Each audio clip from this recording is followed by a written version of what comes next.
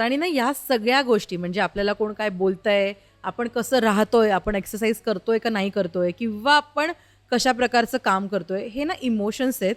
तुम्ही कलाकार रोज या इमोशन्सला डील करत असता आणि या सगळ्या गोष्टी लिंकअप असतात आपल्या मेंटल हेल्थशी. बरोबर. आता सगळे बोलतायत mental health, mental stability, at peace असणं.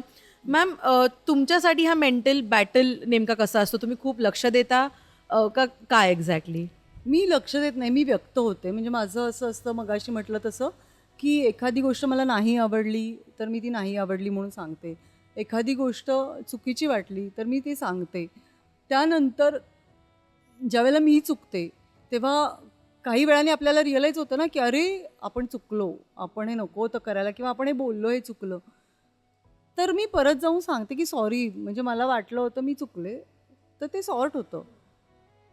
तर ह्या गोष्टी केल्या पाहिजेत. त्यांनी तुम्ही डोकं तुमचं शांत राहू शकतं. ऑर एल्स तुमच्या डोक्यात सतत त्या गोष्टी हॉन्ट करत राहतात, की अरे बापरे हे नाही झालं, अरे बापरे ते नाही झालं, हे असंच का झालं, ते तसंच का झालं.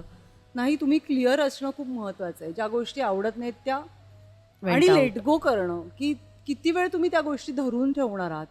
त्या जर सोडून दिल्या तरच तुम्ही मोकळे होऊ शकता. म्हणून मग त्याच्यासाठी मेडिटेशन आहे डेफिनेटली. बाकीचे जे टूल्स आहेत सगळे ते तुम्ही वापरणं गरजेचं आहे. पण फक्त ते करून तुम्ही बाकी सगळ्याच गोष्टी होल्ड करून ठेवल्यात तर ते नाही होत.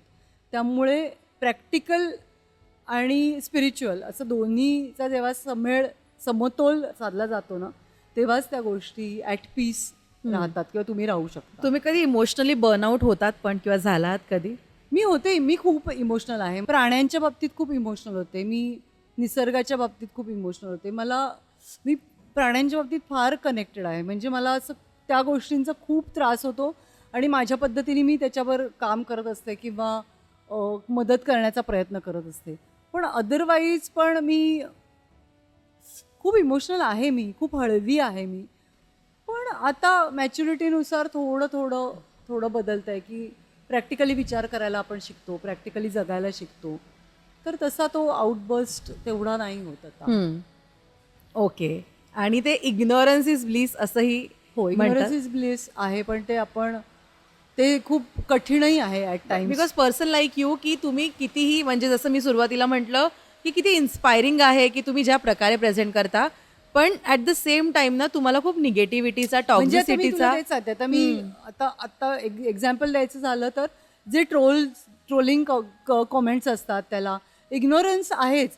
पण त्याच्यातल्या काही अशा असतात, की अरे यार मी तुम्हाला समजावून नाही सांगू शकत. हो. त्या मी पकडून टाकते हो, सोशल मी मीडियावर, बघते. या. की मला हे म्हणायचं आहे. तुम्ही उगाच काहीतरी आपल्या बसल्या बसल्या 4 शब्द लिहिले तसं नका करू.